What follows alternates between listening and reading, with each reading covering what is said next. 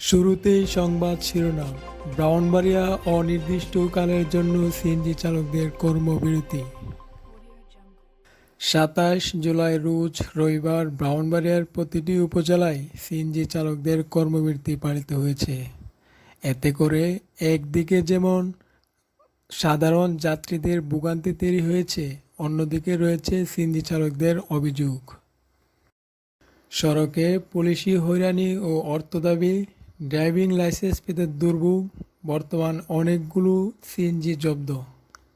এই কর্মবিরতি সম্পর্কে একজন সিএনজি চালক বলেন, আমরা অতি জরুরি কারণে ব্রাহ্মণবাড়িয়া শহরে গেলে আমাদের থেকে ট্রাফিক সার্জনরা হয়রানি এবং অর্থ দাবি করে। যাইলে আমাদেরকে ট্রাফিক সার্জনে হয়রানি করতেছে, 500 টাকা ভাড়া নিয়ে গেলে 5,000 টাকা জরিমানা করতেছে, 15,000 টাকা মামলা দিতেছে, 10,000 টাকা মামলা দিতেছে এবং সিএনজিটাও দিচ্ছে না, সিএনজিটাও আমাদের দিচ্ছে না, আটকিয়ে রেখে দিচ্ছে।